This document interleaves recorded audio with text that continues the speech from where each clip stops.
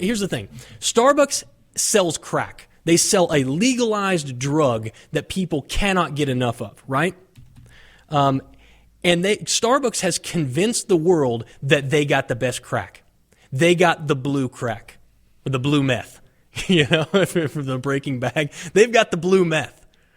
And everybody wants it, and they are willing to pay a massive premium. And they have done such a good job of it. They've done such a good job of convincing people that their crack is the best crack, that other people now can actually raise their prices to compete with Starbucks simply on the fact that they have established a price point for gourmet coffee.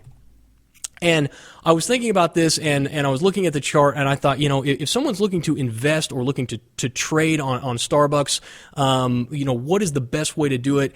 And I wanted to bring in Rod Casilli, who is with Main Street Alpha, to talk just a little bit about this. And Rod, I want to welcome you to the show. Thanks for being here. Take me through say 76 for their portfolio, maybe a little bit thick, and you are actually an options trader, and that's kind of your bread and butter. So take me through kind of a simple play here for someone who's interested in taking a position in Starbucks, but who may not have the deepest pockets or may not be looking at it for a long-term hold in a portfolio.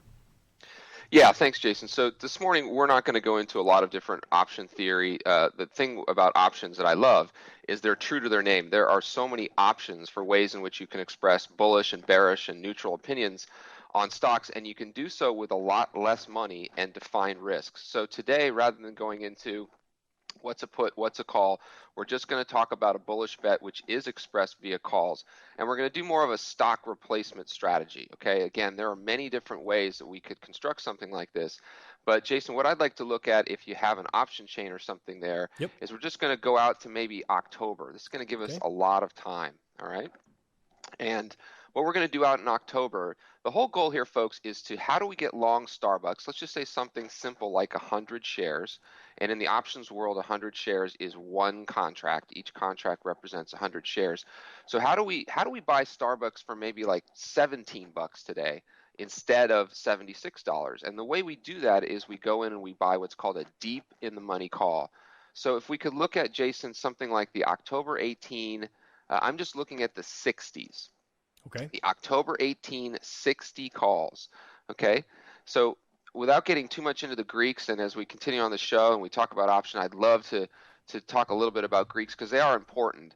The one I'll mention today is just something called delta. Delta just means rate of change.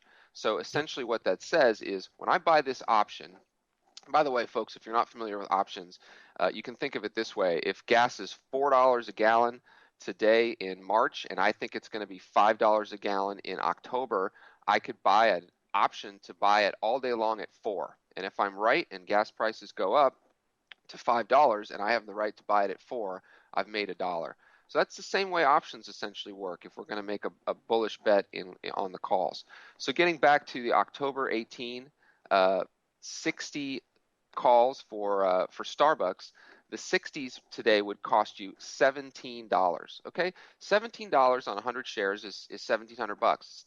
Still not an insignificant amount of money, but that option essentially has so much time till expiration out until October, and also has such a high delta that you are basically controlling 100 shares of Starbucks for $1,700. So that's one way to do it, and I would be looking at, there's not a lot of open interest in that contract right now, meaning a lot of people are not betting that way. Typically, the reason options are considered to be more risky or something you need to know a lot about is because just like Starbucks might be crack, unfortunately, a lot of option traders treat options like crack. And what they do is they buy very short-term, near-dated options, and they have to have the market go exactly in their direction in a short period of time. Does Jason know where Starbucks is going to be a week from now? No. Do I know where it's going to be a week from now? No. Does anyone know where it's going to be a week from now? No. However, the potential of it being higher 6 months from now is a much higher probability. So let's play the right probabilities. So if we did that, we buy one of the October 18 60s. We pick it up today for about $17.50 right now. Mm-hmm. And then once we have that, we can talk later, I don't know if we want to get into it now, Jason, about how we could essentially sell a nearer dated call against that. Now we're starting to get a little more fancy, I think, and we'll yeah. lower our cost basis over time. And if we're right, we could basically have this thing paid for within the next couple months, and it's just a free ride. Well, I know a lot. There will be some in our listenership here who are very familiar with options, who do it all the time, and there will be others who are who it's a complete foreign language to them. When we start talking about implied volatility and delta and theta and all those types of things, I think that is something that is is left for a longer term discussion. And I know Rod is actually a full time trader, and so I can't keep him here very long because he's got to go back to back to making money for a living.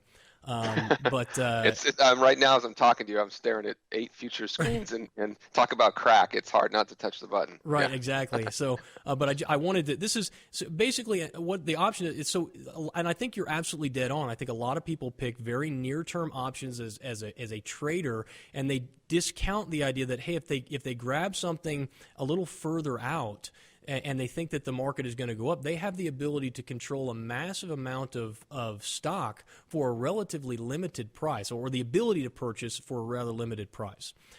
So they're controlling that, and if they're right on that, they're going to make a significant amount of money relative to what they put up. And if they're wrong, they never lose more. In buying a call or buying a put, you never lose more than that initial investment. So in this case, if you picked it up for, say, $17.50, your max exposure in your portfolio would be that $1,750.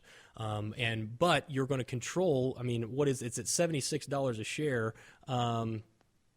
So you're controlling almost $8,000 worth of stock for about $7,600 worth of stock for $1,700, if my math is correct on that. It's correct. Yeah. And you're only, again, another term we can talk more about as the show continues and things in the future dates, but you're only paying about $125 in premium for the right to control all that. Yeah. Because if you're paying $17.60 today and the stock's at 17, again, we'll get into what break even means. It means what you're paying for the option plus what the strike price is. So we add $17.50 to 60 and we get 77.50, and the stock's at 76.50. So we're just paying $1 for the right to control 100 shares of stock for about 20-30% of the actual underlying stock price. Yeah. And you're right, Jason, to your point. The only thing we're risking is the premium we paid, and that option would be essentially not worth anything if Starbucks was below $60. It's a pretty big decline. Yep. Below $60 on the third Friday in October. So in order for you to lose everything, you would have to close below. It would have to be below $60 in October when the option expires. Correct. One of the things that I also noticed was that implied volatility here is sitting at about 30 or 31%, which is good if you're going to buy the call. Again, I'm a fairly new Rod is one of my mentors in the options business, and so if I understand correctly, if volatility ticks up, that is going to be good for your premium price, and that should help your options play as well. Correct? Yeah, that's correct. So. That would be a whole another thing to get into. Yeah, and I certainly what. Yeah. But if volatility is important relative to itself and relative to history. So for the purposes of this, that volatility is historically okay, meaning that we're not paying up a lot now. But to your point, yes, if we got that's not true. We're paying up a little bit actually today because over the last couple of days. Starbucks has been in the news. They did have their shareholder meeting, but overall, Starbucks, again, going back to the crack thing, it's not like they're releasing "quote unquote" a new drug, and the market is jacking up volatility ahead of it. Maybe they are. Maybe they're working on some secret new drug. But right now, no, we're not overpaying for that. And to your point, yes, if volatility does increase in the future as being a long holder of an option, that would benefit us. Now, let me just before I let you go, do you actually like Starbucks? I mean, I asked you to come on and kind of talk a little bit about it, but do you like this stock in terms of this particular long on Starbucks? I do. I think the chart sets up very well. There's 3 things going in Starbucks' favor. One, and I know this since we're in the coffee business in my house. My wife actually is an executive at a company called Peet's Coffee, which actually was taken private. Those of you in California, the West Coast, would know Peet's Coffee. It's a higher premium retail and grocery chain of coffee. And when that was taken private, and then they went and bought Caribou, and that was taken private. So one of the things I like about Starbucks is there's not a lot of publicly traded coffee companies anymore. What are your plays? If you're a portfolio manager out there and you need to have this caffeine crack in your portfolio, what are your choices? You have Dunkin' brands, you have McDonald's as a proxy, you have some really small players that don't matter, and then you have Starbucks. So talk about a very narrow universe in which to build a portfolio around a particular investment theme. Starbucks actually fits in that category. So I like it for that reason. I like the chart. I like the fact that it's a proxy for sort of the consumer, and not necessarily the high-end consumer or the low-end consumer. Just your average consumer still can dig deep in their pockets and pay this $3.50 for a latte. So that's the reason. And the final thing is, I think that based on the shareholder meeting, I just think Charles Schultz. I think Schultz is a rock star. He's amazing. Yeah, He I agree. made a statement yesterday that said that for those of you that might have followed Amazon, when about 5 years ago, Jeff Bezos said, we're going to make as much money in 5 years from now on our web infrastructure, meaning their Amazon EC3 kind of stuff, as we do from selling stuff. People thought he was crazy. Well, guess what? It's true, proving to be true. Starbucks has the potential to white label all of their payment systems, and they consider themselves a technology company as much as they do a coffee company. So for all those reasons, I think it's pretty exciting. Yeah, that was one of the things. If the market goes down 20% this year, all bets are off, because it's gonna track the market. It's kind of a sentiment stock. Okay, all right. Well, that's perfect. Well, Rod, thanks. I know you got to go, but I appreciate you coming in and sharing a little bit of your option knowledge with everybody.